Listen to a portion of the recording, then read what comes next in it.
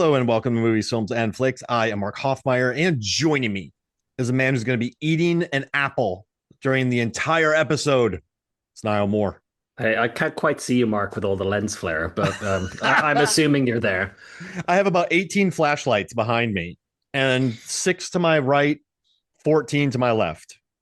Yeah, it's a very, very important thing to have. Hang on, I can shine my camera into the camera just so you get the proper effect. Oh man, it's a lot.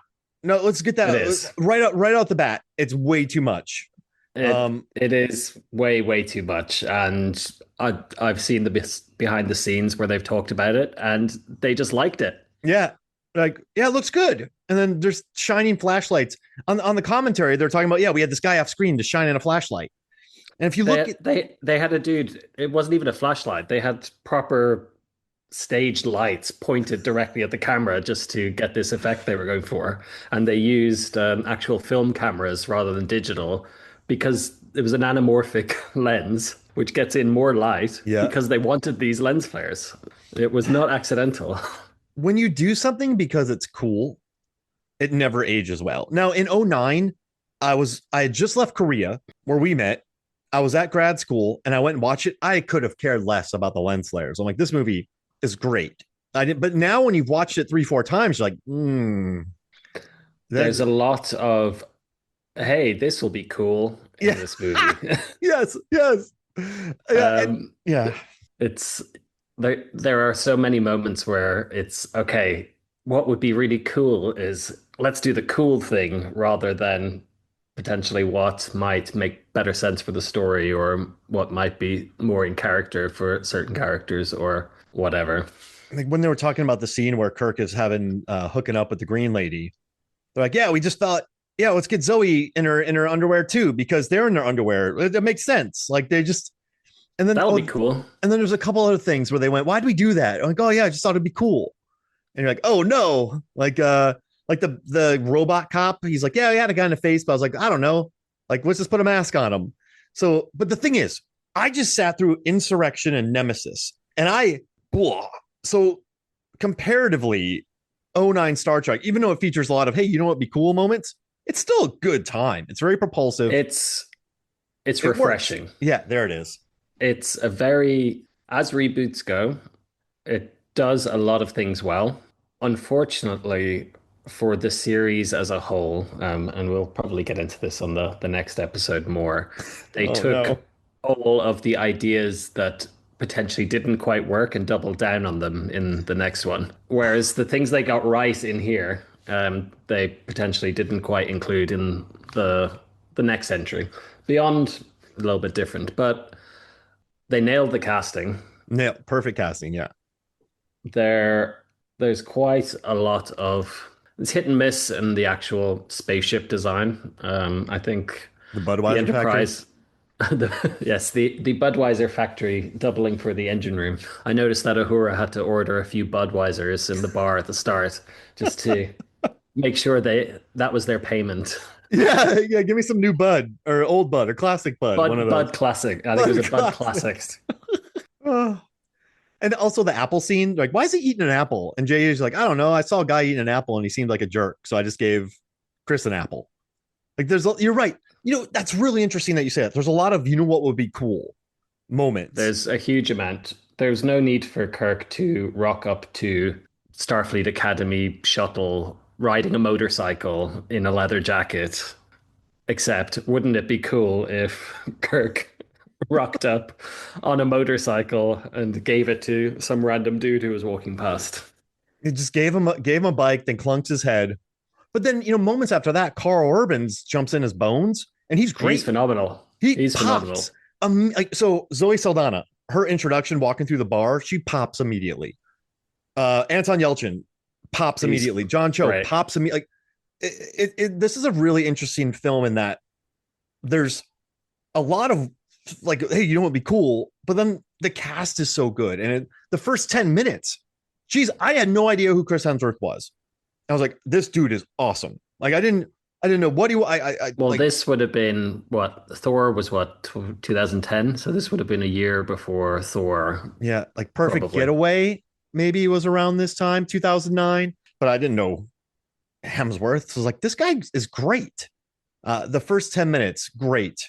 I don't know why you have to make like I don't know why you have to make Kirk a punk kid who wrecks a car in the beginning. And apparently, It's it's his uncle I in the deleted scenes, right? But then it's apparently his. I guess it's to show that he's not the straight-laced bookworm that James Kirk supposedly is. Yeah, yeah. It's He's a different Kirk. He's more rebellious. He hasn't had his father around growing up, and he's taken Kirk's impulsive tendencies and turned them up to 11. He's got the recklessness just maxed out. Everything is done to the max. There's no subtlety. every woman that walks by him, he's like, "Hey," and you're like, "Kirk, get away from them." It is a little bit Zap Brannigan-esque. But Pine finds a way. He does. He's charming. He is Yeah. charming.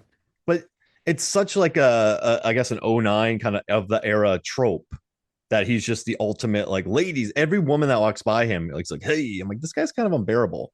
But it's kind of interesting too.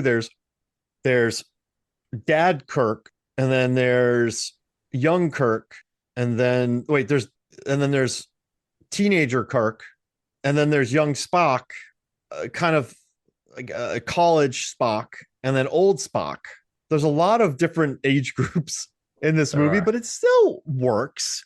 And I didn't know anything about Star Trek. I knew who Spock was, and I'd watched some of other Star Trek movies before '09. But when Spock popped up, I'm like, I like this guy. He's cool. And the whole bit about time travel that he lied to him. Yeah, if you tell it, the world will blow up. Like that's a funny bit. And at the end, they meet. Like that's a good scene. And Quinto's perfect. We didn't even talk about Quinto Quinto. Quinto is excellent as Spock. He Eh, Yeah, he definitely brings the spirit of the character. but yeah, this is a movie where it's after Insurrection and Nemesis. I was almost dreading this a little bit, but then I watched it. I'm like, okay, this is like for all the fans that are like, this isn't Star Trek, and this isn't. I'm like, guys, like Star Trek is the most uneven franchise, literally Yeah, uneven. Yeah, it's all over the place. yeah, Up until this point, it had been there had been some absolute stinkers, and there'd also been some excellent movies, as we've covered on yeah. this podcast. And So this was needed, I think, to try to go in a new direction and try to bring new fans into the franchise, and it worked. I guess the big thing they're like, oh, we want women to want to go see this. Like we don't want just Star Trek nerds to go see it. And you're like, oh, cool. But I don't know. I think in '09, It's I really liked it. Watching it again, the lens flares hit you hard.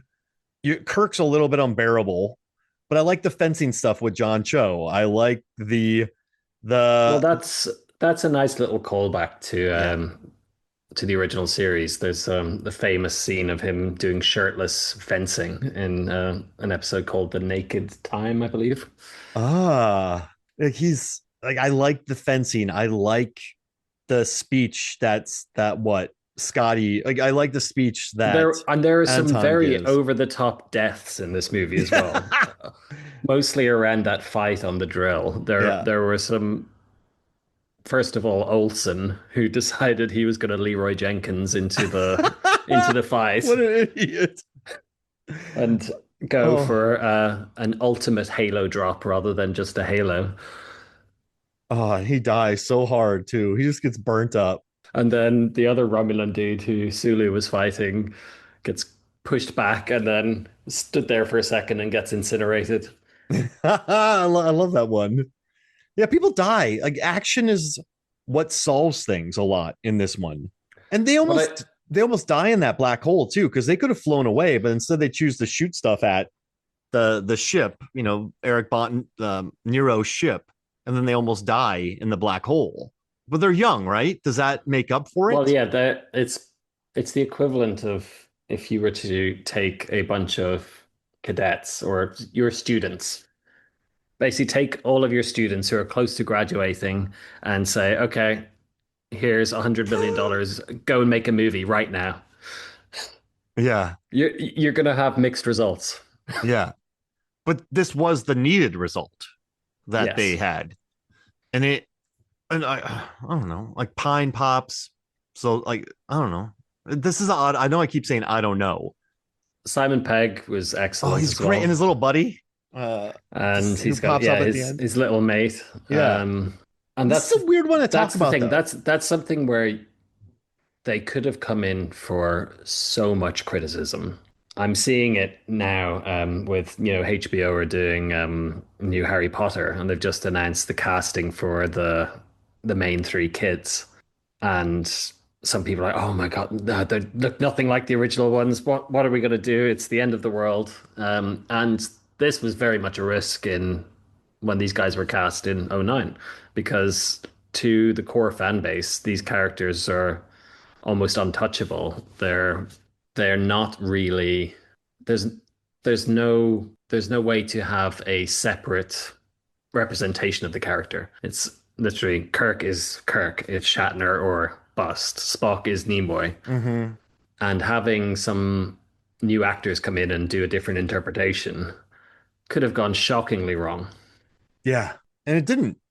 No, they knocked it out of the park with the casting. Like Zachary Quinto as Spock. Simon Pegg is fantastic as Scotty. He's probably the one who is the least like the original cast member. He doesn't really remind me of James Doohan at all, but he gets the vibe of the character across quite well. Hmm. They made, I mean, look, listen, the casting's great, but they also made some smart decisions with the script. Remember when they talked to Nimoy and they're like, if Nimoy doesn't approve of the script, we're not going to make it. Or if he doesn't want to be in it, we got to rewrite it. So Which sensible. yeah, they got him involved. I like that, Zoe Saldana met with Nichelle Nichols. Chris Pine messaged Shatner and Shatner gave him his approval. Quinto talked John with, Cho, John yeah, Cho message to Kay. yeah. They all kind of they didn't go into it blindly, and they did seek the approval of, I guess, the keepers of the keys. And like, yeah, they got approval from the, like George Takei was saying that, John Cho's Korean, but he's like, I don't care. He's like, what did he say? Sulu was meant to represent all of Asia on the Enterprise. So like he was cool with it. Like even George was happy with the casting of John Cho. So it's an odd one where it's like, I think all the creators too who are involved with this, you have what? JJ, Orsi, Kurtzman, Lindelof, all those guys. Like I think some of them loved it, and then some of them knew nothing about it. So then Well, they all kind of Orchi was a big fan from got what I it, gather. got it. The Yeah, they other did a guys were more to varying degrees. I think Bill Burt, who did I think he was the sound designer or something. great sound effects. He was a big fan. I love when Car the Carl laser Urban was a massive fan. Saldana played a Trekkie in Terminal. The Terminal, she did. And sorry to interrupt you, but I love the gunfight at the end when they shoot the lasers and they ping off of stuff. Like it just sounds great. It's very loud. It's quite propulsive. Like they're in action almost. This movie wastes no time. The beginning, they jump into an action scene. And then there's a They birth. still had time to do a slightly slow shuttle flyby of the Enterprise, though. Yeah, yeah. It's like, and then the guy's dead, and then you do a car chase, and then there's a quick bar fight. He's in it. They cut to 3 years ahead. And then all of a sudden they're like, during a giant case where he cheats at the Kobayashi Maru test, then they all of a sudden they're being attacked. The general's kidnapped. There's a huge fight on a thing. Kirk is sent to Earth where he has to get chased by monsters all the way to Spock. Somehow Scotty's there. Scotty gets beamed into a water tunnel. Like they're taking off almost immediately. And then Yeah, they're like, that's hey, one thing I really didn't like. If you can just beam someone light years away, what's the point of flying around in spaceships? yeah, because they were in light speed when they got shot Yeah, into that, right? yes, that is definitely not one of the better additions to the canon, where they're suggesting you can beam someone onto something that is a large distance away, traveling at light speed. The math would be pretty insane, right? Yes. Yes. That's just pretty insane. But they don't even waste time with that. They're like, yeah, just shoot them there.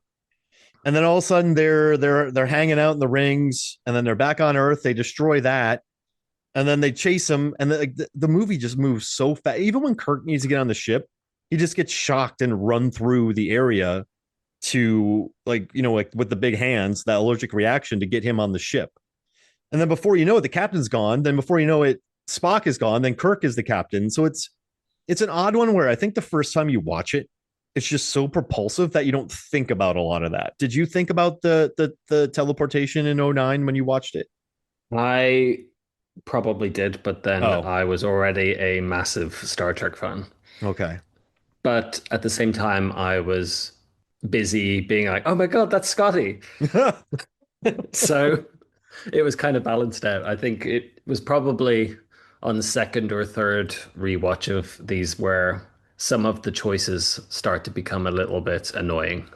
hmm Like Kirk. Yeah. I just yeah. But so as a lifelong Star Trek fan, you had always loved Star Trek. You sat down in the theater. You weren't annoyed by like were you just happy to have Star Trek back? Were Yeah, you I was happy to be sat in a theater watching a Star Trek movie. And this was before everything, every single thing got rebooted 20 million times. yeah, I don't think we had the reboot fatigue that we do now. This was one of the first, if not the first success. Well, I guess Batman had been rebooted a few years before, but outside of that, this was one of the first major reboots of a franchise, and it was successful. very. And you're right, we weren't burnt out yet. Like I think when Star Trek Beyond came out, I think people were just sort of tired of all the movies coming out. But even though it's a lot of fun, but yeah, this one's '09. So the year prior, you had Iron Man, Dark Knight. You had Yeah, what this '05, that year Batman Begins. you had Avatar that year, I Mm-hmm. think was the big box office winner. Yeah, that thing was giant. I mean, this one pulled in 386 million on a $150 million budget, and it did over almost 200 million on just domestic video sales, like in the Which is good. states. Yeah, and what's interesting about this one? We talked a lot about the making of the other Star Trek movies, where they had to do it quick. They didn't have a budget. Sometimes they had a script. Sometimes they didn't have a script. With Nemesis, I think they hired a guy who didn't even care about Star Trek. With Insurrection, they just had to deal with a lot of reshoots. Like it's there's always a lot of issues, but I feel like on this one they had $150 million to make the film. They are 140 is what they're saying. They had 140 million to make the film. They shot in California, like they shot in Dodger Stadium. And actually, J.J. Abrams is really good with, like, that scene where they're speeding towards the drill, where they're diving towards the drill, Oh base yeah. jumping. That was just them looking up in a parking lot, which I love. So But some of that I found quite funny watching the behind the scenes stuff yeah, because you had a lot of guys who worked on this movie were quite young and they were in awe of J.J. Abrams suggesting to do these things as if he'd been the first person in the history of movie making to use mirrors to film these perspective shots. It's almost like they'd lost 100 years of cinema making skill because everything had been done digitally, and all of a sudden, this new hipster filmmaker was bringing back the old techniques, and and it does show in the finished product. A lot of the shots they got, they probably wouldn't have been half as good if they tried to do it via CGI or whatever. A lot of it works because most of it's in camera. Like they had guys physically shaking the cameras as they were moving to get the shaky cam effect. It was ridiculous. and I love that about it, right? Like I think Yeah. JJ's really, and Mission Impossible 3 too. I think he's really good at that. And I guess what I was trying to say is this movie didn't have too many issues. Like the script was approved. The actors were all happy with their role. There was no infighting between Shatner and Nimoy. There was no Patrick Stewart wanting to be a superhero. I think all these actors were quite young. And I know that Saldana had been around from Center Stage. Pine had done some rom coms. Quinto had Heroes. Anton Yelchin had done some smaller films as a kid actor. John Cho had Harold and Kumar. Simon Pegg had the Cornetto trilogy. But well, not it wasn't done yet. but he had two of those films done. So they were all young and kind of hungry and happy. And I think JJ had made Mission Impossible. He had big TV shows. The rest of the crew had worked on Lost. I think they kind of got $140 million script approval from Leonard Nimoy, and they went and made this film. And I think that's kind of fun because you and I have talked about so much studio interference in the Star Trek world, either making it better or worse. But I think for this one, they were able to kind of achieve the vision they had. I get the impression that the studio was quite hands off on Yeah. this one, that once they'd greenlit it and approved the script and the budget, they kind of left them to it. And they got it done. Like Yeah. they got it done. The budget didn't balloon. The biggest problem is no one was there to be like, hey, do we need those industrial lights shooting across the cameras? Do we need those? But I mean, when we're talking about a director and we're talking about, auteurs, you just watched the new Wes Anderson film. That he's one of my Yeah. all-time favorite directors. It was very, very, very stylish. And so he's moved Or into that. stylized Stylized. even. He had like the centered frame shots and like, but I feel like that's a look. But when you were talking about lens flares, like if that's your thing, that's an odd thing to have, is it not? Because they're not really necessary. It was quite popular around the time. If you look at the Yeah, original Transformers movie, I think like Michael Transformers Bay. 1, there was a lot of lens flares around there as well. It's like you said, when something is cool, it can date a film quite significantly if you try to do the cool technique. If you look at any action movie in the early 2000s, there's some kind of bullet time ripoff in there, Yeah, for example, because the Matrix had popularized that technique, and obviously these days we don't really see that. And there are lots of cases where something becomes popularized and the media becomes saturated with it until people get fed up with it and they want to move on to the next thing, and someone tries something else and this looks fresh or different. yeah, And it's absolutely. it's the same with franchises. That's why franchises get rebooted and revamped. When things get stale, try something new. And then this is also the year when 3D popped up and 3D Well, yeah. conversion popped up, and that became cool. Was this in 3D? I can't remember if I No, saw it in Into 3D. No, Darkness was this, converted. Yeah, this yeah. wasn't yet because Avatar. Avatar was late in the year, wasn't Yeah, it? I and think. and so it hadn't. They had no time to really do that to this film, but Into Darkness got the conversion. But it's like it is. You're right. I think the days of Michael Bay and a lot of music video and like commercial directors were making their names at the time. Zack Snyder, Marcus Nispel. There's a lot of directors who added a lot of kind of sheen and filters to their films. So I guess I get it, but I guess the one thing I always teach to my students is like, don't just do something because it's cool. Like just have it work for the story. But I still Well, think I those, think that's something to really hone in on, and that's I think where some of the missteps in the rest of this franchise go is doing things because they're cool rather than because they make sense. If you look at the original Matrix, again, as an example, they shot the Matrix bits through a green filter and the real world bits through a blue filter to clearly show the distinction between what was the Matrix and what was the real world. And when you watch it back knowing that, it's immediately obvious, okay, there's something off about this world. It's very green and kind of faded and that you don't necessarily see at first glance. yeah. But then some Whereas people like, lens flares, yeah, because they look cool. And it was like Jaws too. People were like, yeah, if you don't show your monster much, it's great. But the only reason Spielberg didn't show the monster much is because it didn't work. And in Alien, there's not much xenomorph because if you showed it a lot, it would because look the silly. puppet looked so silly. Yeah. And so It didn't move well. a lot of people are like, yeah, you don't want to see the monster. That's why I love Rennie Harlan. He's like, I'm gonna show 27 minutes of sharks in Deep Blue Sea. But yeah, I think people sometimes learn the wrong lesson from stuff like that. They're like, yeah, it looks cool. Um, And I guess also too what bit him into darkness was like the mystery box stuff where we're not going to tell you what it's about, and everyone's like it's Khan. But I guess with this one though, Hey, it's totally not Khan. It's a totally different guy who I invented, who is uh, definitely not Khan, even oh, though he's suspiciously Khan-esque.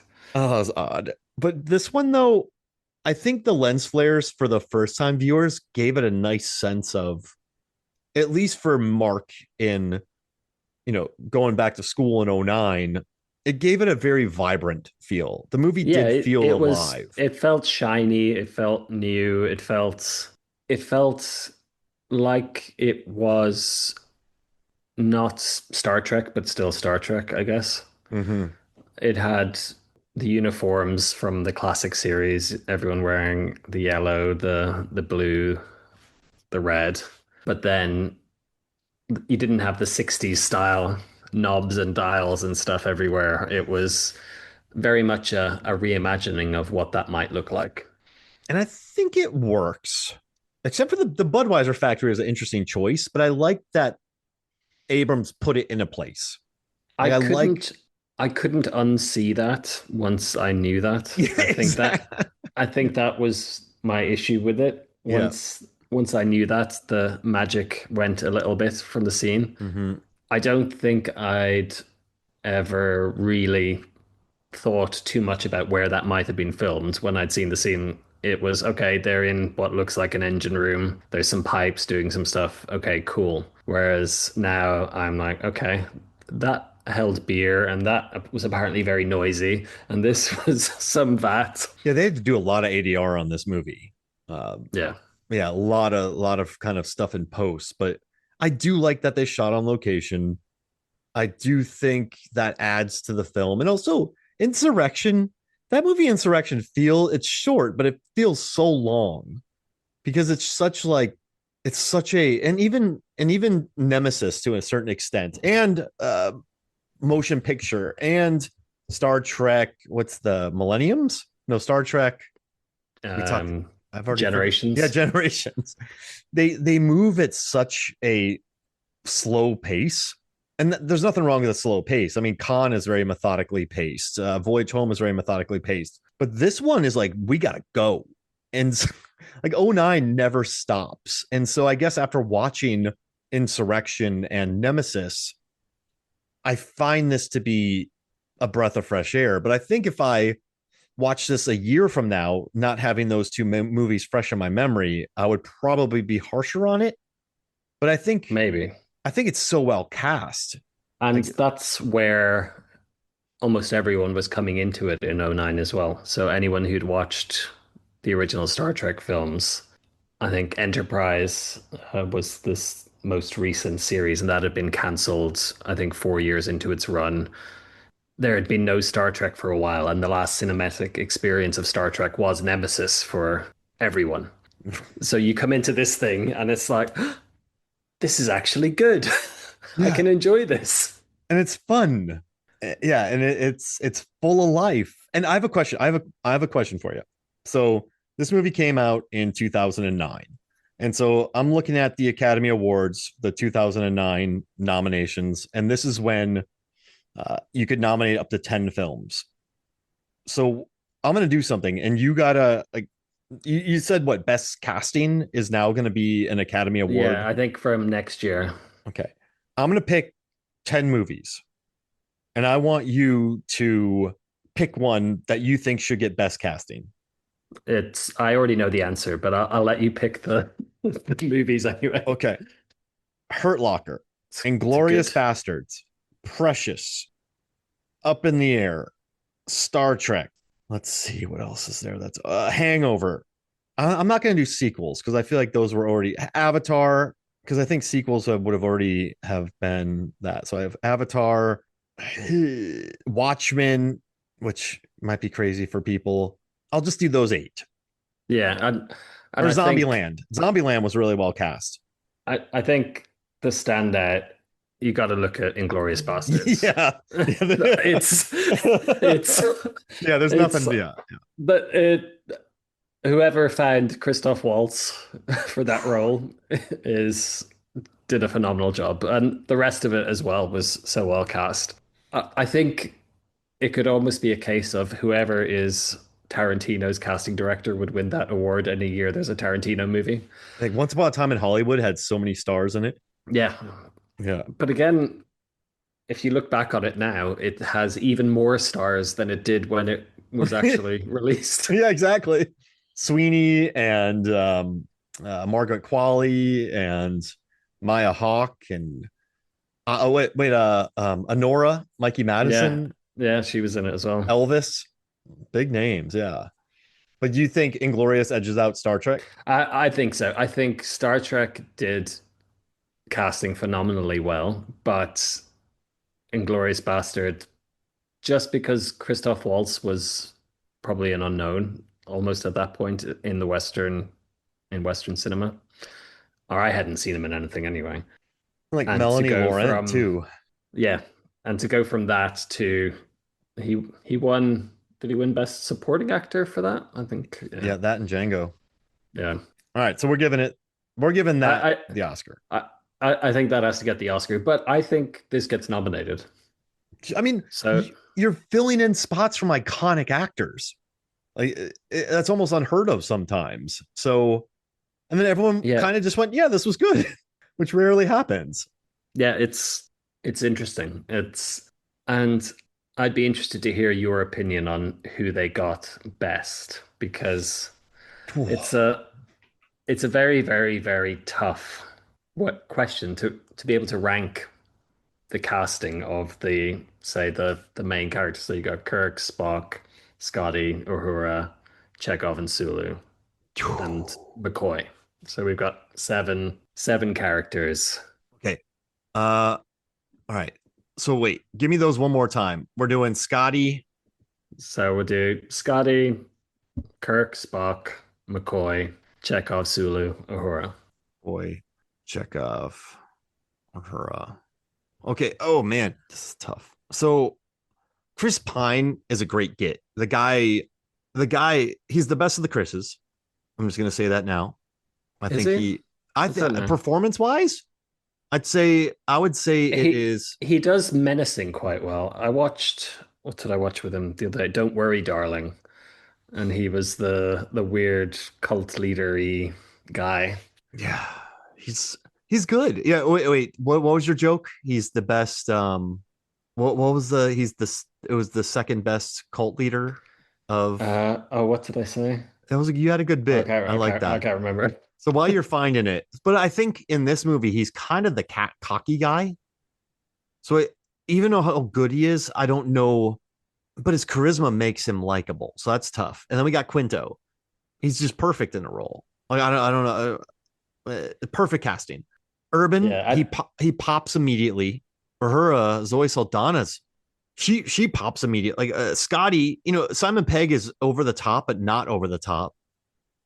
Chekhov, very funny, and I like that he leaned into like a Polish accent, not a Russian accent. And then you have John Cho, who's just they just don't give him a lot to do, but he's still great. He actually like the physicality of it, the way he plays it. Okay, so if I gotta say who's like the man, that's tough. Because you have the Holy Trinity to Niall. All right, so I'm gonna go Spock, Quinto, because that's a good find. yeah. Well, he'd only I think the main thing he was known for at that point was Heroes. Yeah. And like whoever found him, that's a great bit. And then I'm gonna go with Saldana because she just lights up the screen. Then I'll go with Bones because I didn't know Carl Urban was capable of that. Like he's Yeah, he all I knew him from at that point was Eomer in Lord of the Rings, where he was just gruff fighting man riding a horse. okay. John Cho is a great find. Hey, this the Harold and Kumar guy is really good. Uh Anton Yelchin's great. He's hilarious, playing a young, like energetic kid. And I think that just leaves me with Simon Pegg, who's perfect, but you just knew what Simon Pegg was about. So that's more of and he had been in MI3. So that one isn't as much of like a find for me. So I think Yeah, that's he my was ranking. a known quantity. So we're going Quinto, Uhura, Saldana, Urban, Cho, Cho, Peg, Pine, or Yeah, I'll do Pet, Pine. Then I think he's great as Scotty, but I'll or take Yelchin. oh Yelchin. I'll I'll I'll do Yelchin after Cho, and then I'll do Pine and then Peg. Okay, I think that's a reasonable. I think the change, I think if I was to do it, I would put McCoy highest. I think Carl Urban just absolutely nails it with Yeah, this is great. the deadpan. Mm-hmm. I'm a doctor, not a physicist. All I got is my bones. Like that's a terrible line, but he read it Yeah, beautifully. Yeah, yeah. that's a really good find. And So he's kind of leaned into playing the gruff characters these days with his role in The Boys as well. it's kind of like a chimney sweep sounding tough guy. Uh, but no, yeah, I just think Quinto's such a great find. I didn't even know, He like, I is. knew a little bit about Spock, but I'm like, yeah, that's Spock. My problem with Pine is he's just a cocky guy. And I feel like you probably could have got a bunch of other cocky guys. Yeah, you could insert probably any of the Chris's in there, Yeah, and exactly. it would have been fine for that. In fact, in a lot of cases, you could interchange Chris's in most of their roles, and you could have a Pine or a Hemsworth or an Evans, and they would probably do okay. Just flip them around. But I don't think you could find, I don't know. I just think the look of Quinto and the way he plays them, and I don't know, you look at Quinto, you're like, that So guy's smart. if you were to arrange that though, so say you've got Captain America, Thor, and Kirk, what would be the worst combination of those three, do you think? Captain America. Okay. All right. And what about Star Lord? Captain America, Oh yeah, Thor, Star-Lord as well. Kirk, Star Lord. The thing is, Chris Pine is already a bit of a Star-Lord as Kirk. It's quite. Yeah. Okay. I He think, listens to Beastie Boys and rebels. okay. Evans, I don't like his snark. So I think he would be a really bad Star Lord. Okay. I think I would die if I watched him as Star. Like he's greatest in Snowpiercer and Sunshine and Captain America, but I don't want to see him as Star Lord. I liked him in Knives Out. He was good in that as Yeah, the like smarmy brother dude. it's just but like Star Lord is I think Pratt can add a nice level of earnestness to it that I don't know Evans has. And then Pratt would be a terrible Kirk. I just don't think he'd be good Kirk. No, because no, I don't think Pratt would be a good third. And then I guess that takes Hemsworth would be boring as Captain America. I don't want to see And him then be. that gives you Pine as Thor. Yeah, because like I like Hemsworth as Thor because he's just this big bruiser dude who's like an awesome guy and he's boisterous. And then Pine, no, I don't want to see I Pine. can't really imagine Chris Pine smashing a mug of coffee and asking for another Yeah, he would without just it coming across as just really douchey. yeah, yes, yeah. When Hemsworth does it, it's just a big god throwing something on the ground. If yeah, he's the only one who could do it. Pratt would be too knowing. Evans would just be kind of a jerk, and Pine would be douchey. But Hemsworth can pull that out. So yeah, I don't want a stoic Hemsworth. I don't want a douchey Thor. I don't want. I he. I would not want to. Like, he's in Passengers, so he's already on a ship. But I would not want to see Pratt as Kirk, and then I don't want Evans as Star Lord. I think Pratt would be winking at the camera too much if he was Yeah, Kirk. exactly. Yeah, because he's more of like a bruiser. Kirk is not that. So, and also Kirk is kind of a ladies' man.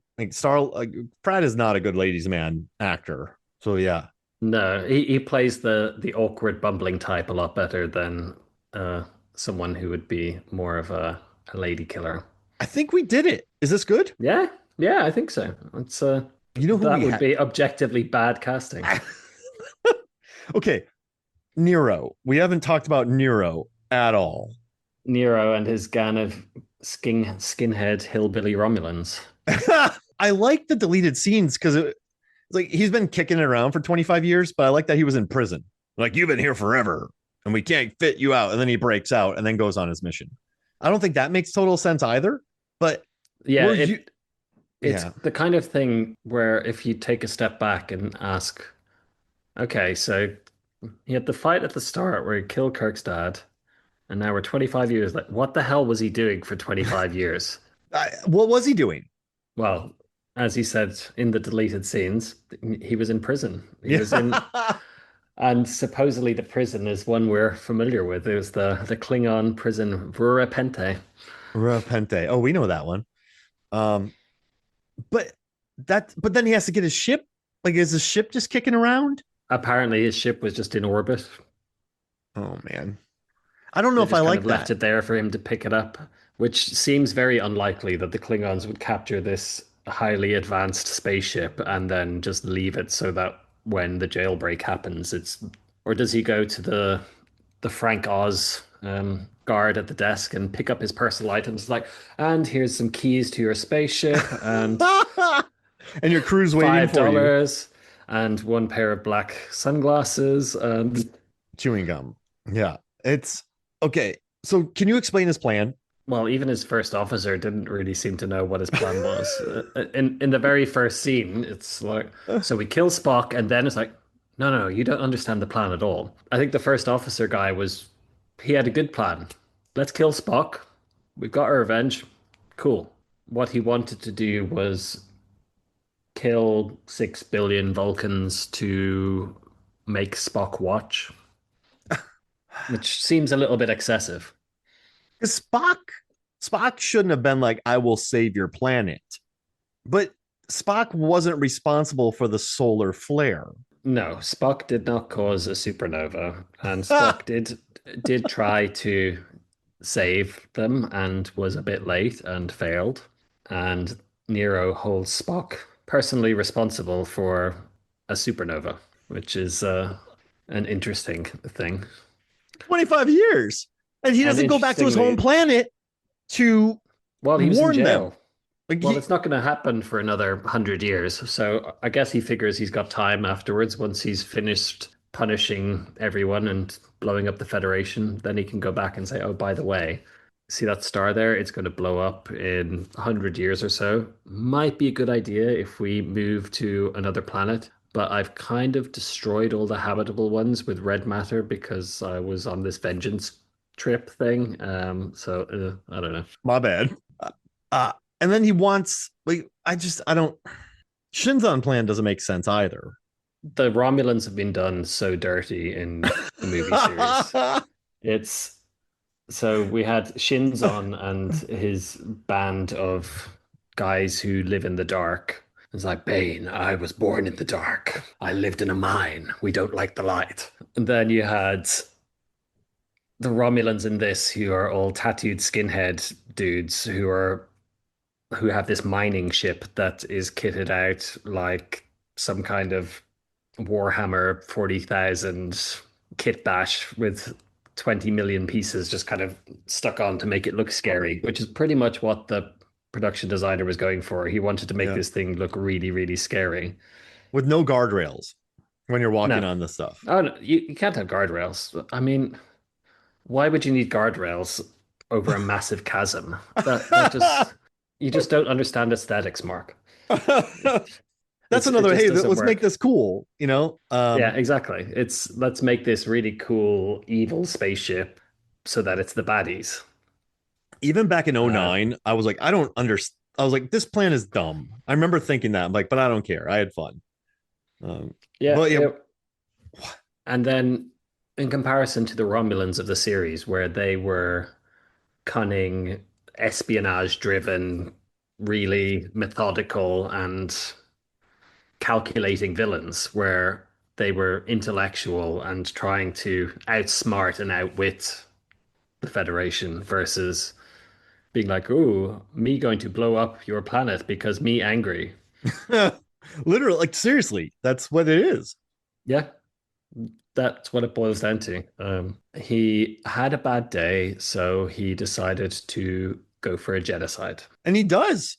Yeah, he successfully does a genocide, and then wants to go and do another one. So he goes to Earth and for some reason decides to shoot at the San Francisco Bay rather than potentially an equatorial location, which may have made more sense if you're trying to drill to the middle. But I guess Starfleet is there, and you need to have landmarks to destroy in movies like this. Yeah, and then the drill just gets destroyed and doesn't land on the bridge, which is No, kind of that refreshing. I was shocked. I was Yeah, shocked. I was fully expecting the chain to just drop on the bridge, take some of it out because that would be cool. and then it misses. And it misses. And it would have caused a huge wave, though. Yeah, this thing falling from orbit probably you would have got wet on Alcatraz, I think. And then he chases, but then they die, and then they get sucked in and killed. Yes. And Kirk offers to help them, and they're just like, no, we're Nah, not interested in being helped, actually. We're fanatics, so see ya. I'd rather have my planet burn than have you two live. Like, this is different.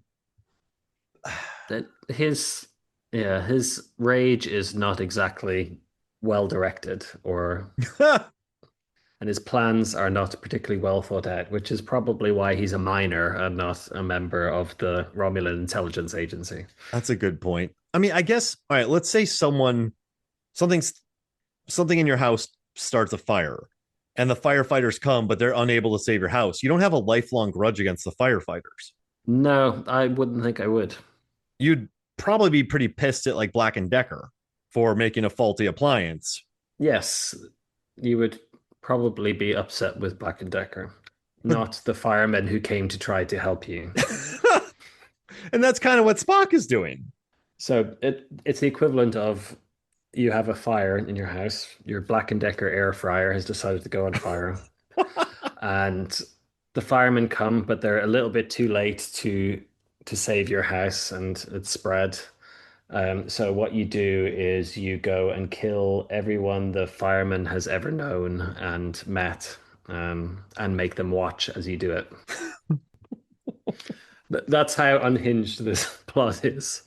It's not And important though, and right? potentially with some time travel shenanigans, so you can go back and kill them before they were even born. I'm surprised he didn't go John Connor actually and just kill young Spock. That might have been a go Terminator style and say, "Oh, Spock, I'm going to make you watch me kill your younger self while I'm at it." It's just that's an odd one right there. But you know what? I But think this you movie can't got launch made a really quickly. franchise.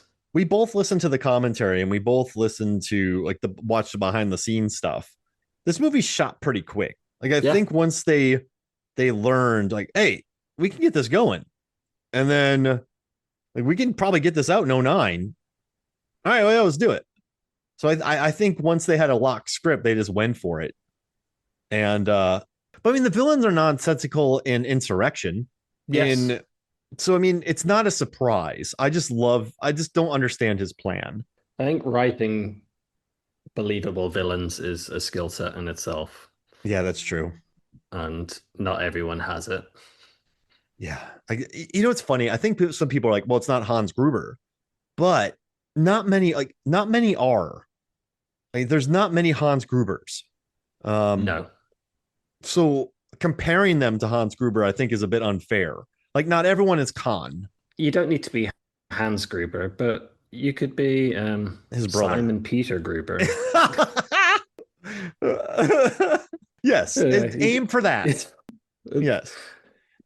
he's still he's not quite Hans, but same ballpark, same family. The slightly less the the less distinguished brother. And Clifton Collins Jr. has Kirk dead to rights, but then he picks him up and allows Kirk to grab his gun. It's just Yes. it's an odd one, but the sound effects are great. The pinging, I like the kissing scene with Uhura and Spock, and then Kirk is like, "Dang." I do think though, if Spock would have gone home sooner and not like done all the goodbyes with Uhura, he probably could have gotten his mom back. But that's a woulda, Maybe. coulda, shoulda. But not Plot important. plot reasons. Yeah, They had to but the bit with Cho where the thing isn't taken off. He's like, "Well, how about the cable? Oh yeah, I gotta attach that." And then the speech that that Chekhov makes. Like that's great. That Um, that is that encapsulates all the good work that Anton Yelchin kind of put into the role. I mhm. could picture Walter Koenig giving that speech and being, okay, that's yeah, he nailed it. I think it's the case where, and I've noticed with a lot of movies, I think Abrams was very successful in making a propulsive movie with a good cast. And when you're watching it for the first time, I don't think you're thinking about all the flaws. You're just getting hit with there's constant motion in this movie. So I think it works.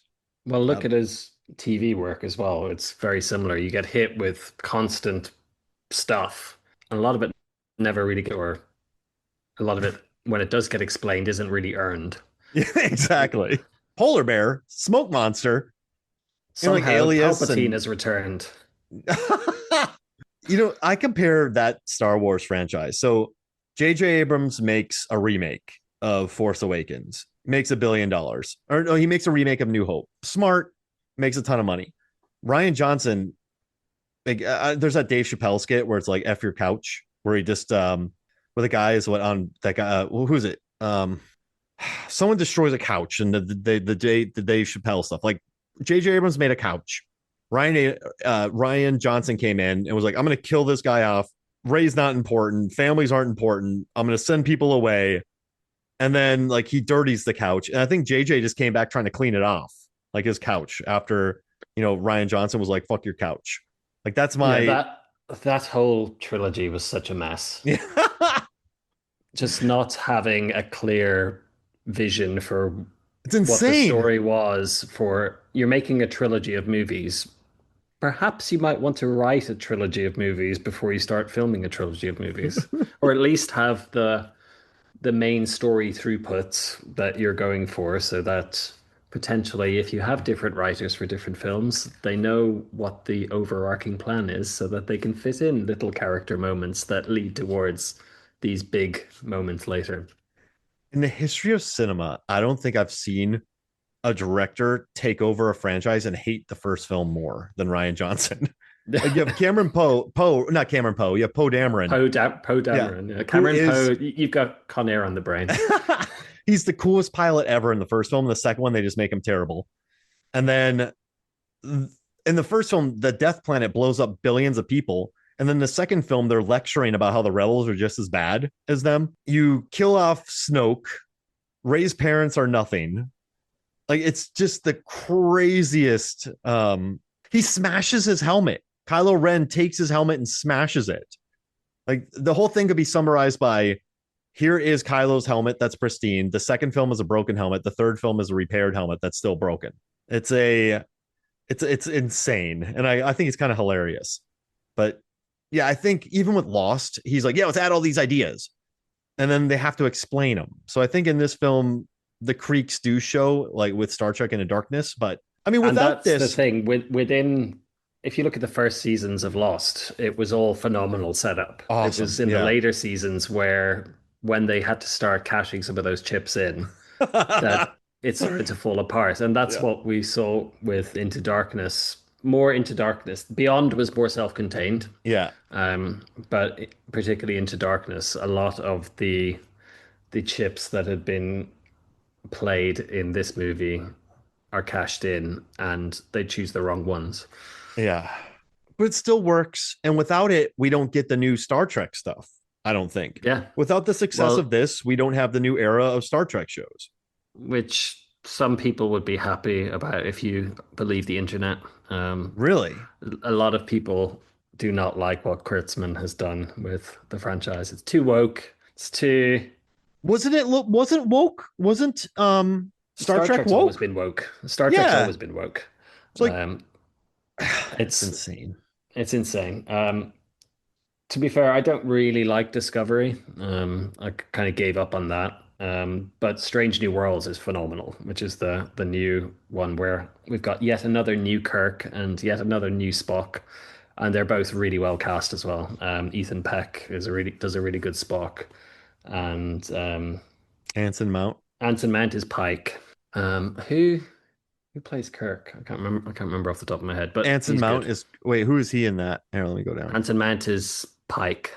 Oh, Pike. Got it. Oh, Christopher Pike. Yeah. Ethan. I don't know. I don't know. I don't see it.